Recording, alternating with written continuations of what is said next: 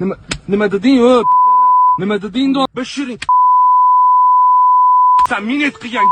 Nech puling bor yoningda o? 70 ming bor. Chiqar naxu hamma pulingni. Ber naxu telefoningni bu yoqqa. Yo'q. Ber o'ldiraman.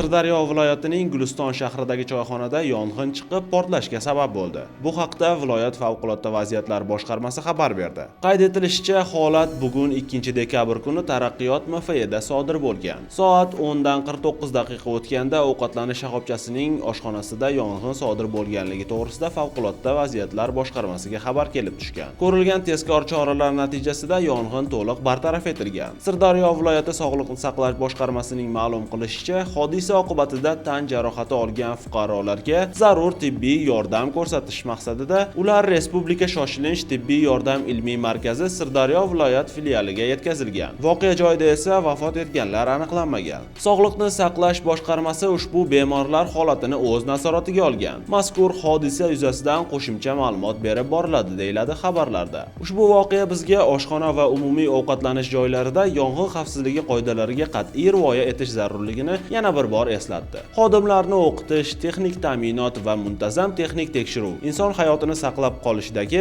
eng muhim choralardir. Agar siz ovqatlanish muassasasini boshqarayotgan bo'lsangiz, bugun o'z obyektingizda yong'in o'chirgichlar va evakuatsiya rejalarini ko'zdan kechiring. Agar siz mijoz bo'lsangiz, xavfsizlik belgilariga e'tibor bering va o'zingizni ehtiyot qiling. Albatta, siz ushbu holatlar bo'yicha qanday fikrdasiz? O'z fikrlaringizni izohlarda yozib qoldiring.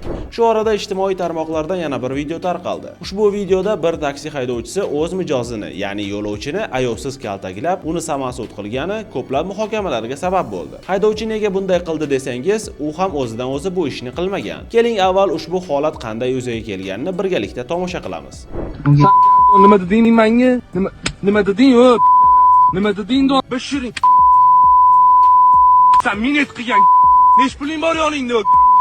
70 ming bor. Chiqar naxu hamma pulingni. Ber naxu telefoningni bu yoqqa. Yo'q. Ber o'ldiraman. Bu narsa qo'laman uni kaltim. Qo'laman kalitimni do. Ola shuni olga telefonimga tegma.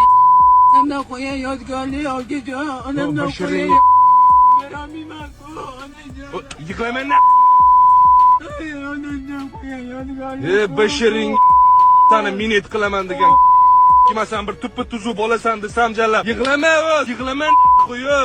Men yaqara sen gapiryapman. Yig'laman qo'yo. Yig'lamas. Bashiring sen massajist bo'lgan.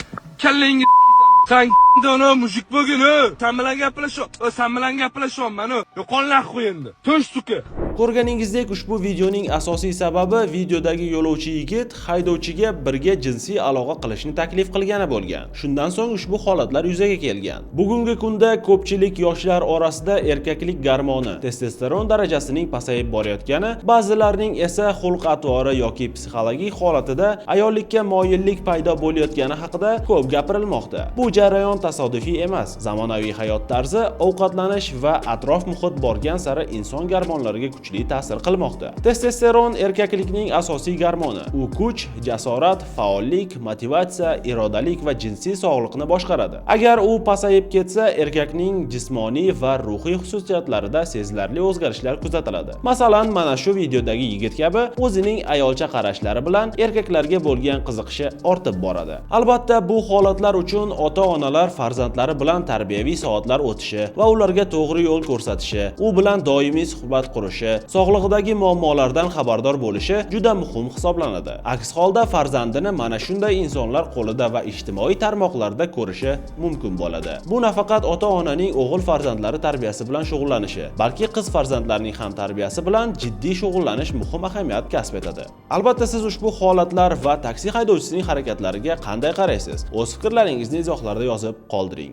Sizlarga yetkazmoqchi bo'lgan xabar va lavhalarimiz shulardan iborat edi. Uzmon TV kanaliga obuna bo'ling, video rolik ostiga like bosing va bizni kuzatishda davom eting. Kunning muhim va dolzarb yangiliklari bilan Davronbek Tursunboyev bo'ldi. Xayr, salomat bo'ling.